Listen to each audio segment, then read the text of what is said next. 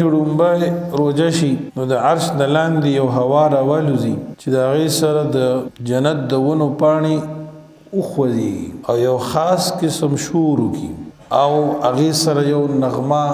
یا ترنم پیدا شي نو په دې سره د جنت هغه ښکلې سترګو والا حورې دې ته متوجي شي دوی تپوس وکړي چې دا د څه هوا وه ورته وویلی شي چې په دنیا کې لومبۍ ورځ د رمضان ده دا د هغې خوشبوئی دا مناظر و برکاتی دی نو دا حوری اللہ پاک دا عرضو کی یا اللہ کم خلق چې دی میاشتی روجه نیسی دغه روجهدارو کې مونږ له خاوندان راکا چې زموږ سترګې پې یخي وي او د هغې سترګې په مونږ باندې یخي رسول الله صلی الله علیه وسلم فرمایي داسې یو بنده نشته چې د رمضان د میاشتې یو روجه نیسی مگر الله و پاک وتا د یو حوري سره واده کوي داسې یو حوري سره ورته واده کوي چې حرم ورکوي او یو ملغلره شکل کې خیمه ده دا د هغه کوټه وي دا هم ورکوي ناوي وي د کمره وي لکه الله تعالی فرمایي سورة رحمان 2 آیت حور مقصورات فی الخیام حوري دي بندې کړې شوي دي په خیمو کې دا د ښځې ښه صفت دي چې کور کې ناسته یو نه ګرځي دا ډېر لوی صفت دي ښځه کې ډېر صفات شته دی سړو ته خو نه ښکاري د زنانو صفت خو دا لوی صفت دی چې ډېرو مړو ژوندول هم نه دي او بازارونه خو د خدای هر مسلمانه ښځو ساتي مقصورات بندې کړې شوي دي فی الخیام نو ځکه الله صفت کوي په دې قرآن کې د دې زنانو دا صفت کوي چې په خیمو کې به بندې ناستي دننه الله پاک دې زمون خزو ته دا هدایت دا حور خوې دي اری یو زنانه ته اری حوري ته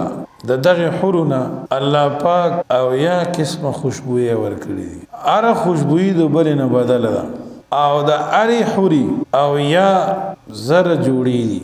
او یا زره خادمان دي اری وی حوري سره او یا زره خادمان دي دغه خدمت کوي او یا زره خادمان الکانی دي د اریو سره د سرو زرو کاسه ده په کې مختلف قسم خوراکونه دي هر نوړی کې تسوک علی بل نه به جدا خوان کوي د لومبۍ نه به دویمه نوړی جدا مزه کوي د دویمې نه به جدا خوندي د درېمې جدا او د اریوي حوري او یا کټونه دي په جنت کې من یاقوتة حمراء چې هغه کټونه د سرو یاقوتو نه جوړ شوي دي او په هر یو کټ باندې او یا قسمه بسترې پرتې دي بطائنها من استبرق چې هغې استر د ریخمونه وي او په هر کټ باندې او یا متکي دي دا د هغه ځای خبرې دلته خو دا ذهن نه مني چې ذهن یې نه مني خو ایمان خو مني که نه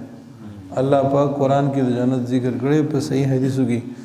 د جنت ذکر راغلی زموږ په ایمان دی دغه شانتې به خاوند تم الله داسې احسانات انعامات ورکوي او د هغه به یو کټ وي سور د یاقوتو جوړ شوی د پاسه په ملغلرې لګېدلې وي بنګړي به په لاس کې د سرو زرو جنت کې به سړي هم بنګړي اچوي مفتي محمد شفیع صاحب رحمت الله علیه هلته به ماحول داسې جوړي دنیا کې سړي بنګړي نشي اچولی دا ډېرې ګوتمې نشي اچولی لا کټي مکټي دا د سړو خوې نه دی خو هغه ماحول به داسې وي سورۃ دهر کې الله پاک فرمایي چې د جنتیانو به بنګړي وي د سرو زرو دا د یوې روجې ثواب دی مختصر د مونځ د روجې د ذکر د تلاوت د هغې نه دا صرف د یوې روجې انعام بدله ده